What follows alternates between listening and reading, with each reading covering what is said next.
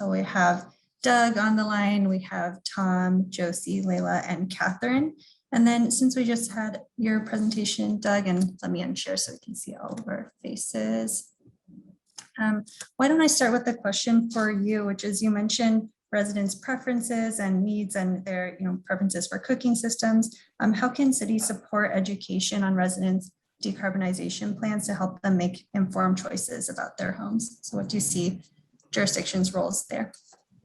Yeah, I think this is a really complex answer, and I touched on some broad thoughts. I think direct conversations in the community is key. I think we need to remember that we work in frontline communities that face real effects from climate change in prevalent ways. We might have some assumptions here today that are or are not true. This may be something that's an easy sell to owners. It may be a hard sell to owners. I think we have some experience in that world, but we need to start talking about this kind of work in real meaningful ways. Cities can help us do that, help connect us to partners that can help us do that. That's one. And a second idea I kind of skipped over today is incentives. I think that's a real thing. And I think financial incentives might work directly to homeowners. I think incentives tied to larger community investment would be a great step. And I think we really need to do real outreach to the neighborhoods we work in. I'll kind of keep on a similar thing on ways to move forward. How can we promote education and supporting these projects for a variety of residents and low-income residents? And I just want to follow up with Tom and Josie and ask, from the case studies, how can we build on what has been learned to move forward, and what might be a next step for the project to explore? I'll start. One of the things I'm noticing is that Josie and I are learning quite a bit, and the interacting with the contractors and learning what are the key critical pieces of data the contractor needs, and what are the contractor strategies for how to solve comfort problems. And so getting that back and forth going has been real helpful for us in producing these studies. And it makes me think that probably in many other counties, the counties ought to look at stimulating the market there by offering the type of RFP that San Mateo County did, because it will draw out folks who can do the local consulting and will get the conversations going between local contractors, homeowners, and kind of the unbiased energy consultant community, trying to figure out how do we do it all. Thank you, Tom. I have a follow-up question that was asked by an audience member that was wondering about the case studies. Have you found that enough contractors are willing to spend the time to develop bids for projects, for a study, for projects that may or may not be installed? It's been a really interesting process. I know that both of you have gone through and doing the plans and then looping in the contractors and trying to do that through a scalable process. Yeah, I'll just jump in. I think when we started the project, maybe there was some concern about that, but as a homeowner who got, 5 bids on my water heater project before I moved forward, there were a bunch of contractors who bid who didn't get the work. And I think that's just built into how they do the work. So in this case, the homeowners involved in the project are actually highly motivated. So I think actually the chances of getting the work maybe are higher in the case study we recently went out to, Denise actually did this pivot to just, find on Yelp some contractors with high reviews and ask them if they would like to bid on the projects. And we've gotten a good response from that. So again, I think that's just sort of normal business. What's unusual for them is that they're not going on site. So the designs we do, save the homeowners from having like 6 different contractors on site, but it also saves the contractors from having to go on site for a project that they might not get. So they just get to use the data, from the comfort of their desktop to bid on the project. So seems like there's some efficiency gains in there, and so far we've seen positive from the contractors and willing to provide bids. Great, thank you. And before I move to the other panelists, we kind of have a similar question that is, in general, how do we scale the case studies process? And you just talked a little bit about that and doing digital bids, but is there anything else you want to add to that question?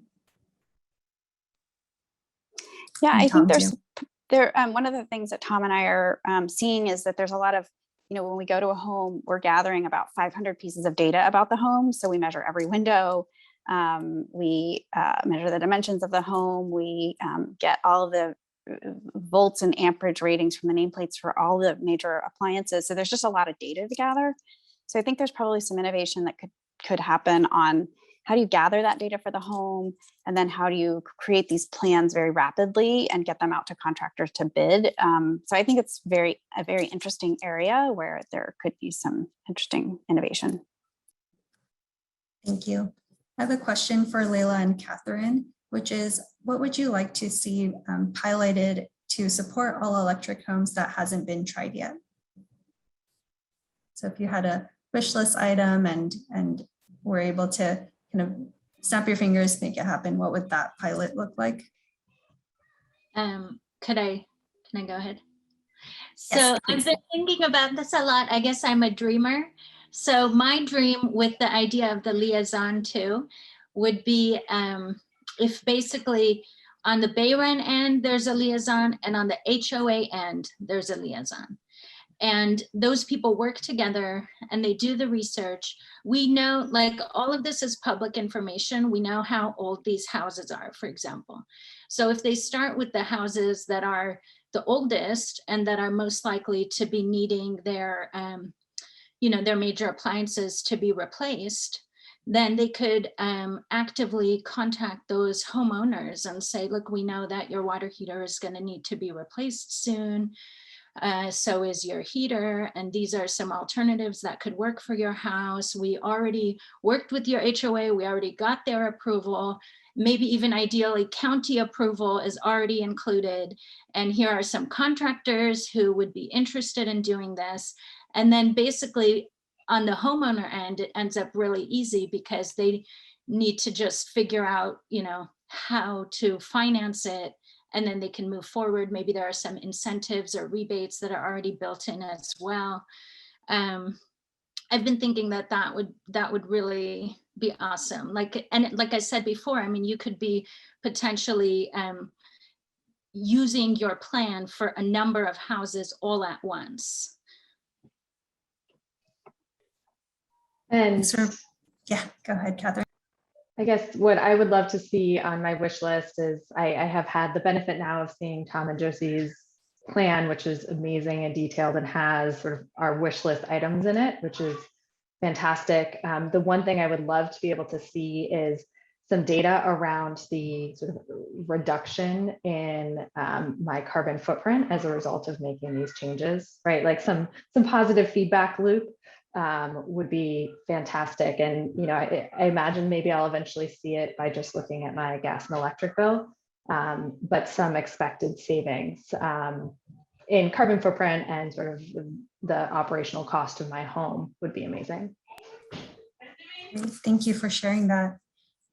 Doug, I have a question for you kind of related to homeowner needs and going back to cooking and stoves. Do you have any specific ideas on how to make induction stoves or these projects more palatable or preferable for low income homeowners? I know you said the messaging that has gone out, that is not, that's not resonating, that's not resonating with them. So what may be a concrete benefit or framing that would help with the transition?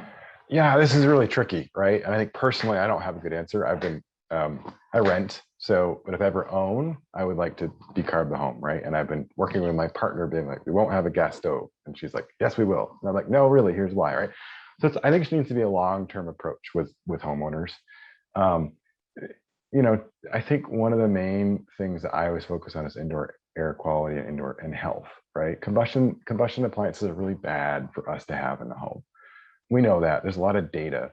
We need to talk about it in real ways, right? So like, I think pitching a fancy stove is great for some people, but saying like, think about, if a family in a low-income older home has kids, talk about that, right? Talk about like long-term health impacts. Do one of the kids have asthma? Why? Talk about that. You know, I think that's one, and two, it's just continual education, right? I mean, this kind of movement and work is in the ether. People know about this. I think we need to trust that people know about this and talk to them at their level and see what questions they have and how we can communicate with them. Can I actually jump in too for this one? So we experimented, we are using currently, we actually shut off the gas to our gas stove, and we're just using a tiny little 1 burner induction stove. And so my hesitation, I had 2 hesitations before. One is we used to have I lived in a house with a very old induction stove, and it made a high pitched sound. So I was worried about that, like I was hesitant about that. But lo and behold, this one does not do that. So I think it was just because the other one was old. My other hesitation was I didn't want to have to get all new pots and pans. And so we read up on that online, and we saw that if you can stick a magnet to the bottom of your pot, and if it sticks, then your pot will work for the induction stove. So that's what we did. And actually most of our pots and pans were just fine, and we're using them with the induction. Thank you, Leila, for providing that extra information and your experience. I have a question for perhaps Josie and Tom to first answer, which is from an audience member. Are there any common drawbacks associated with some of the low amperage appliances? For example, are there trade-offs going to a 15 amp heat pump water heater? Just to be aware of. Yep. Yes, I'd like to answer that one. Yeah, that's there is a perceived drawback that the 15 amp water heater, and that's because it has just one of the resistors instead of 2 to reheat it if the heat pump compressor's not heating it fast enough. So it just takes a little longer for the tank to recover. So that's why we end up recommending that people upsize the tank of their water heater, go from say 50 gallons to 65 or to 80 gallons when dropping down to a 15 amp water heater. And then also the other ways to deal with it is set the temperature higher, leaving it on heat pump only mode, so there's more energy in the tank available to give all that hot water and lots of hot water in that first hour. And then the third method is to install a thermostatic mixing valve on it, so you can set the temperature even higher. The thermostatic mixing valve brings it down to safe temperatures to use. But yeah, so that's an example of a drawback, and just dealing with it by getting a bigger tank, which gives you more earthquake water stored for what to do after the quake. Thank you, Tom. Josie, do you want to add anything to that, or do you think that pretty much covers it? Great. Susan, do you think there's any other, there's lots of audience questions, any others that you'd like to elevate? Sure. Someone just asked, do homeowners voice concerns about electrifying their homes when public safety power shutoff events may be more common? This is also a concern in a mountain community where I live because power goes off regularly during the winter. I'm happy to.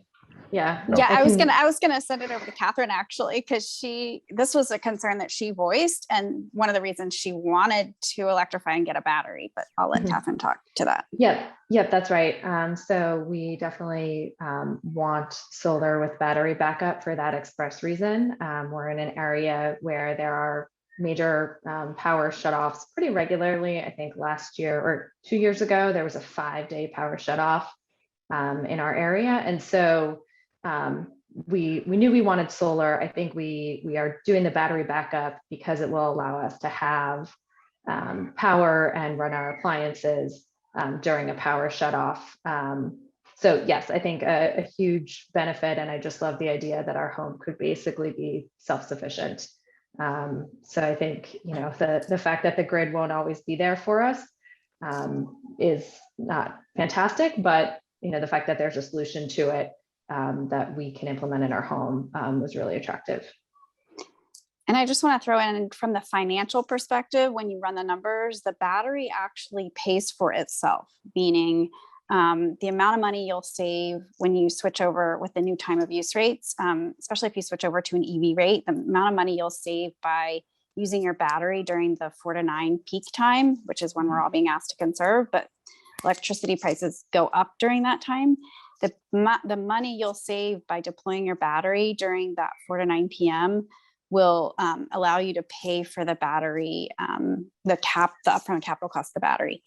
And if you don't have the upfront capital cost to pay for the battery, Peninsula Clean Energy just approved a $10,000 zero interest loan that anyone can qualify for. You don't have to be credit qualified for it, that pays back over 10 years on your bill. So that'll be coming out in January. But that is something that can be used for electrification projects. In San Mateo County. In San Mateo County, exactly. Sorry, preface that. Yep. And I might just, I think I have a lot of passion about this. Like, I think peak shaving is great. Batteries are great. Everything is great, right? But we can't forget about education, right? So like, I think from everybody's standpoint, but especially in the low income community, we need to educate people how to use these things. And, you know, I tell people this all the time, I can put a heat pump in your home. If you run the AC with the window open, it doesn't help, right? So like, there's a really like tangible thing that I think the sustainability industry and the housing industry has done a bad job at, right? And as part of the biggest thing we need to do is educate people about power is more expensive at certain times of day. Some people don't know that, right? So it's and some, it doesn't really matter the income scale. People don't know that. They don't think about that. They need to. So like, let's think about like, not just like some of the benefits of these things, but education about like what's really going on that add benefits to this program, right? Thanks, Doug. Yes, I think we'll, let's end with a question on health impacts and I know that Doug, you work a lot with health and safety and just making sure of the full benefits to homeowners. So one question that we have to close is, along with the climate impacts, do you consider health impacts of gas use in homes and benefits for avoiding combustion? And are there any indoor air quality strategies that can be incorporated into HVAC conversations that you feel should be elevated and part of the picture when talking about home projects? Yeah, right. And so there's a lot of research out there, and it's more every year about how bad gas stoves are to be around. And I meant to have something like to put in I'll find something, right? There's a lot of research that gas appliances and combustion stoves, bad to breathe, right? Bad impact. So talk about that. Two is I think in a way we need to look at the whole suite of things here, right? So like there's combustion safety. And so like if we can't decarb a home, we need to make sure it's safe, right? So we make sure that water heater is vented properly. We need to put in ventilation if they don't have it, right? So there's like a real health and safety thing that has to happen first before we start a real decarb project. And then two is indoor air quality, right? Like it's not just decarb, right? People care about that right now because it's smoky, right? And there's fires on TV and in our neighborhoods, in our communities, right? So I think that needs to be a real thing. So talk about, when we think about electrification, for putting in an HVAC system, think about indoor air quality and bringing in fresh air, putting in an ERV. Maybe it's just an ERV to help with indoor air quality and a different heat source. So think about, I like to think about the whole thing, everything you're doing in that home, and think about indoor air quality and safety. Thank you, Doug. Anyone else? And just quick answers from anyone else who wants to chime in. Josie, go ahead. I'll chime in, yeah. So when you're replacing an HVAC system, we've seen this from the clients that we've worked with, they're interested in adding air filtration. Some have it already, but you can add a MERV 13, MERV 11. I have one in my home, and actually with my heat pump, I can run it not in heating or cooling mode, but just in fan mode and filter the air in the house. So during these smoky days, I can completely seal up my house and then run that fan. It's very low electricity. But I have an air quality monitor in my home, and it can drop the AQI in my house very quickly just by running that for a little while. So I think that could be a really cost-effective strategy to combined with some of the work that we're recommending to switch to heat pumps, a really cost-effective way to give people a way to deal with the smoke that we're all unfortunately dealing with now. Great. Any last comments? Thoughts on this question? Okay, great. That was a lot and really rich conversation. Thank you all panelists for participating. We're going to move into a break. And before that, I'm going to give a quick plug for the tech program who's seeking some input, and then we'll have a break.